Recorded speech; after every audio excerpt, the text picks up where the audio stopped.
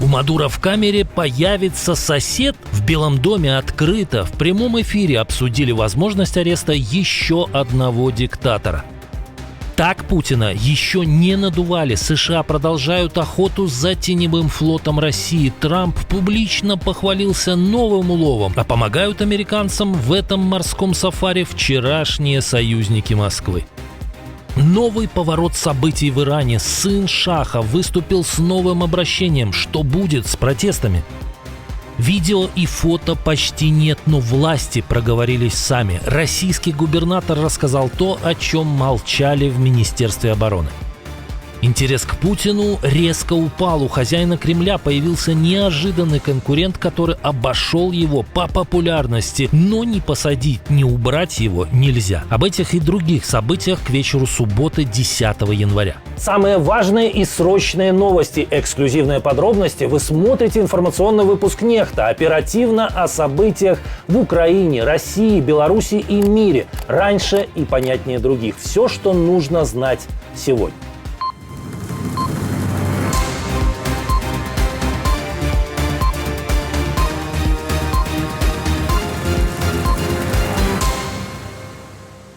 А начинаем с того, что еще пару месяцев назад было тяжело представить. Дональду Трампу задали вопрос, возможно ли, по примеру поимки Мадуро, и другая спецоперация США по захвату Владимира Путина. Как вам такое пришло в голову? Мог бы ответить хозяин Белого дома, но он ответил иначе.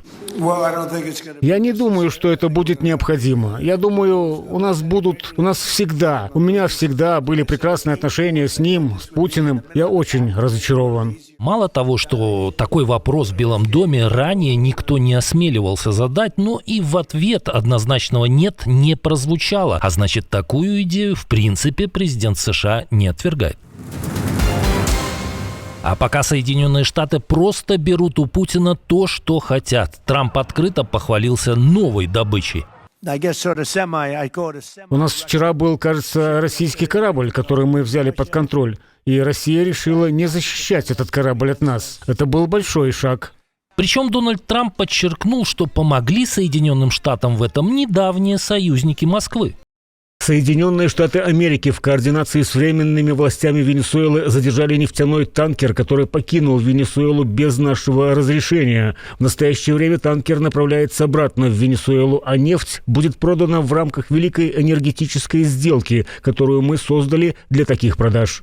Это уже 5-й теневой танкер с венесуэльской нефтью, захваченный США за последние недели, и 3-й, который однозначно имеет связь с Россией. Причем название последнего особенно интересно – «Олина». Это получается, сегодня янки захватили у Путина теневой танкер «Олина», а завтра что? «Алину»? Она же тоже теневая. Причем эти суда могут быть только началом. Как пишет The New York Times, вместе с танкером «Белла-1» через американскую морскую блокаду прорвалось еще 15 кораблей. По данным изданиям, это была согласованная попытка прорыва. Танкеры одновременно покинули венесуэльские воды, чтобы перегрузить систему контроля США. Часть судов уже ушла в сторону Африки и Европы, несколько через Карибский бассейн. Как минимум 4 танкера по ходу рейса сменили флаг на российский. Классическая схема теневого флота, но американцы продолжают преследовать несколько судов, так что охота, возможно, только началась.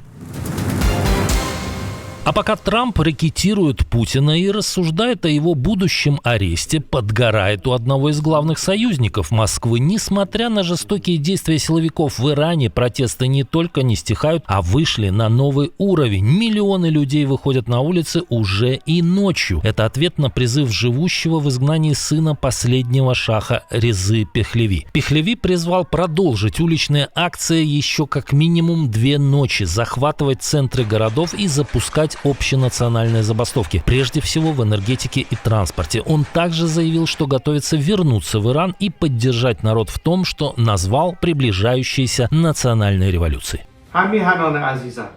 Дорогие мои соотечественники, своей храбростью и стойкостью вы заслужили восхищение всего мира. В Тегеране протестующие вывесили исторический флаг со львом и солнцем, символ доисламского Ирана. Власти отвечают обычно: блокировки интернета, отключение связи, силовые разгоны. По данным правозащитников, уже погибли минимум 51 человек.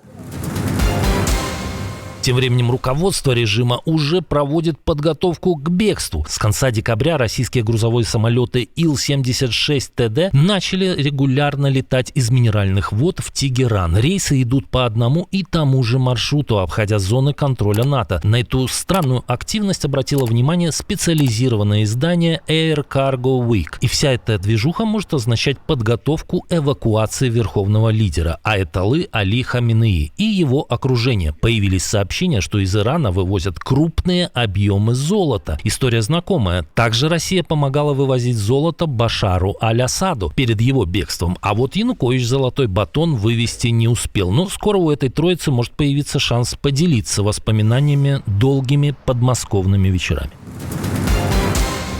Не имея смелости ответить американцам на конфискацию теневых танкеров, армия Путина продолжает бить по гражданским целям в Украине. Ночная атака дронов по Днепропетровской области оставила без света около 100 тысяч семей. Энергетики начали восстановление сразу после того, как стало безопасно. К утру в Днепре удалось подключить почти 17 тысяч домов, но масштабы удара куда больше. По данным Минэнерго, всего только из-за ночной атаки было отключено более 130 тысяч потребителей. После предыдущих обстрелов около 10 тысяч домов остаются без света в Киевской области. В Киеве экстренные и почасовые отключения. Россия целенаправленно бьет по энергетике, чтобы зимой оставить людей без тепла и света. Вот такая тактика у террористов. Массовое обесточивание как оружие.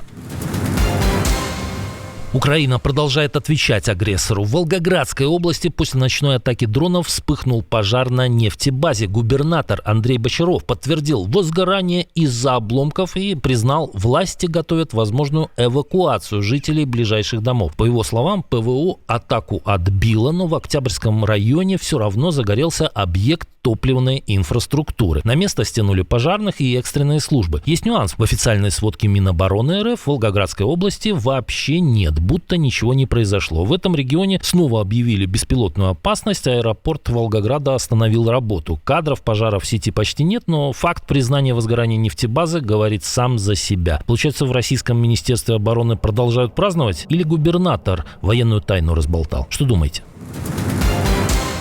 В Москве был парализован крупнейший аэропорт страны. Правда, украинские дроны тут ни при чем. Коллапс в Шереметьево начался из-за погоды. Все началось в пятницу вечером и продолжалось утром. В аэропорту застряли около 3000 человек. Зима, как обычно, подкралась незаметно, а снегопад стал для администрации неожиданностью. Пассажиры часами сидели в самолетах после посадки, трапы и дороги не были расчищены. Багаж не выдавали. Люди спали на полу, кафе были переполнены, мусорки забиты. Ну, можно представить, какой там был запах. Проблемы были не только в Шереметьево. В Шереметьево полный коллапс, абсолютный. Начиная с того, что ничего не чищено, они застряли на автобусе, когда ехали от самолета. В Домодедово самолеты из-за снега буквально откапывали, хотя сначала просто смотрели всей бригадой. У нас тут весело. Животные есть, дети спят. Причем из инструмента, как видим, одни лопаты. Интересно, а где снегоуборочные машины? Может, отправили на СВО? Очередная встреча Трампа и Зеленского может произойти в Швейцарии, причем это будет не просто разговор. Итогом может быть подписание соглашения о восстановлении Украины. Об этом пишет The Telegraph со ссылкой на западных чиновников. Называется и сумма – $800 миллиардов. По данным издания, встреча может пройти на Всемирном экономическом форуме в Давосе. Изначально Зеленский рассчитывал прилететь в Вашингтон, но европейские союзники из коалиции желающих отговорили его от поездки и предложили швейцарский курорт как более удобную и политически безопасную площадку. Там планируют финализировать экономическую часть обновленного мирного плана, который поддерживают США. Речь идет о 10-летней программе восстановления экономики Украины с активным участием американского бизнеса. В Киеве рассчитывают, что доступ США к послевоенным проектам от инфраструктуры до полезных ископаемых подтолкнет Трампа к более жестким гарантиям безопасности для Украины. Вопрос военных гарантий и возможных территориальных компромиссов пока остается самым спорным и до конца не решен. А пока Дональд Трамп говорит о гарантиях безопасности для Украины сдержанно. В интервью The New York Times он дал понять, США не собираются играть в этом вопросе первую скрипку. Давайте сформулируем это так. Ее, Украины, союзники, вся Европа, другие страны и Соединенные Штаты. При этом Трамп не исключил участие Соединенных Штатов в общей системе поддержки, но с важной оговоркой. Я твердо убежден, что они не станут вторгаться снова, иначе бы я на это не согласился. Фактически Трамп сигнализирует: Вашингтон готов быть частью конструкции, но не ее гарантом.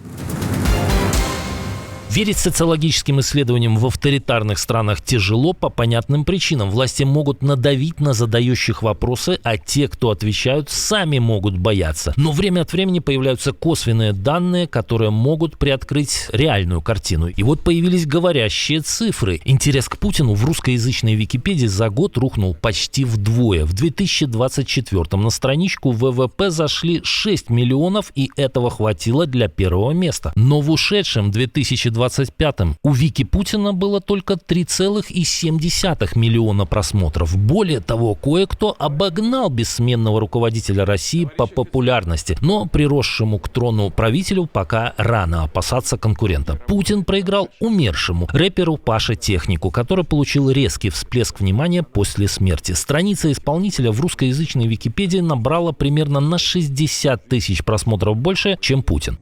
А счастливый дедушка думает, что ему хорошо.